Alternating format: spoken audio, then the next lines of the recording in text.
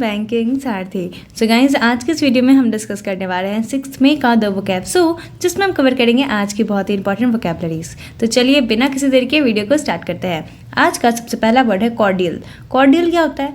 ये एक एडजेक्टिव है जिसका मतलब होता है वार्म एंड फ्रेंडली, यानी कि जब आपका किसी के साथ कुछ अच्छा रिलेशन होता है, फ्रेंडली रिलेशन होता है, उसे हम कहते हैं कॉर्डियल। सिनोनिम्स क्या हो जाएगा?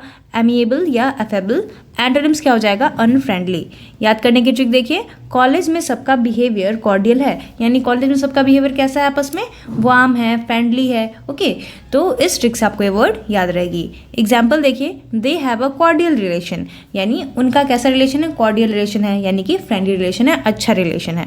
तो यहाँ पे हमने देखा कि इस वर्ड को हम सेंटेंस में कैसे यूज़ कर सकते हैं। ओके, चलिए मूव करते हैं नेक्स्ट वर्ड पे। नेक्स्ट वर्ड है अफ्लुएंट। अफ्लुएंट क्या होता है? ये एक एडजेक्टिव है जिसका मतलब होता है अ ग्रुप और area having a great deal of money, यानी किसी ग्रुप के बारे में बात हो रही है, किसी एरिया के बारे में बात हो रही है जहाँ पे बहुत सारे पैसों से डील करने की बात हो रही है। Having a great deal of money या वेल्दी कह सकते हैं हम, बहुत ज़्यादा पैसा होना क्या कहलाता है? अफ्लुएंट।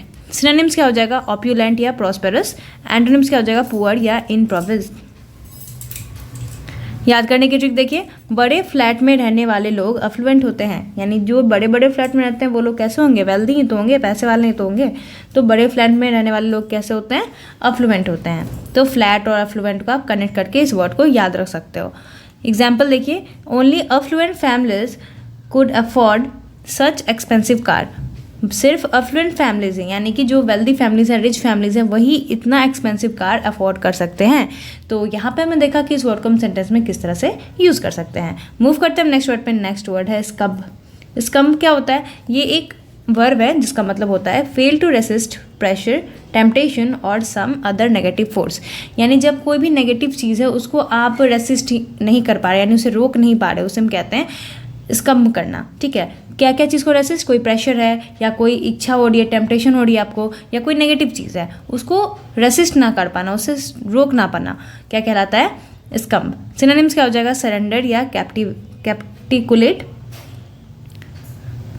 एंटोनिम्स क्या हो जाएगा? रेसिस्ट या कॉन्कर। याद करने की ट्रिक देखिए, सीनियर के दिए टास्क को स्कम्प करना पड़ता है, यानी सीनियर के दिए टास्क को हमें क्या करना पड़ता है?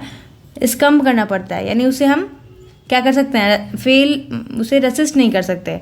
ठीक है, उसे हम रेसिस्ट नहीं कर सकते, उसे हमें करना ही पड़ता है। इस वजह से इस ट्रिक से आपको ये वर्ड याद रह जाएगी। ओके, एग्जाम्पल देखिए, even though my knee is aching I will not succumb to the pen.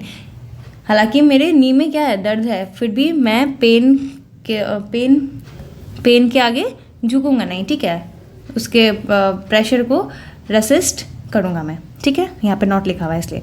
तो यहाँ पर मैं देखा कि इस वर्ड को हम सेंटेंस में कैसे यूज़ कर सकते हैं। मूव करते हैं हम नेक्स्ट वर्ड में। नेक्स्ट वर्ड है परपोर्ट। परपोर्ट क्या होता है? ये एक वर्ब है जिसका मतलब होता है अपीयर टू बी और डू समथिंग स्पेशली फॉल्सली, यानी आप कोई काम कर रहे हो उसका आप दिखावा कर रहे हो, अपीयर कर रहे हो कि आप वो काम कर रहे हो। ठीक है, तो उसे हम कहते हैं परपोर्ट करना। आप एक्चुअल में कर नहीं रहे, बस उसे करने का दिखावा कर रहे हो, प्रिटेंड कर रहे हो। तो सिनोनिम्स क्या हो जाएगा? क्लेम या प्रोफेस। याद करने की ट्रिक देखिए, एयरपोर्ट पे वो लेडी ऑफिसर होने का प्रपोर्ट कर रही थी, यानी वो एक्चुअल में ऑफिसर नहीं थी, वो क्या कर रही थी? लेडी ऑफिसर प्रपोर्ट कर रही थी अपने आप को। ओके, तो एयरपोर्ट और प्रपोर्ट इस तरह से आप कनेक्ट करके याद रख सकते हो इस वर्ड को कनेक्ट करके। एग्जाम्पल देखिए, ही प्रपोर्ट्स टू बी एन एक्सपर्ट। वो ऐसा दिखाता है, वो ऐसा प्रिटेंड करता है कि वो क्या है? एक्सपर्ट है, बट वो एक्चुअल में है नहीं।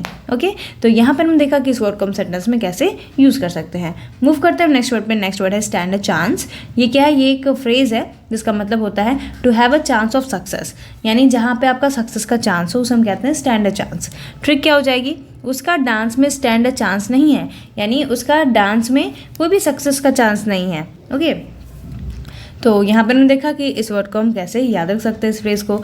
एग्जाम्पल देखिए, he doesn't stand much of a chance in election.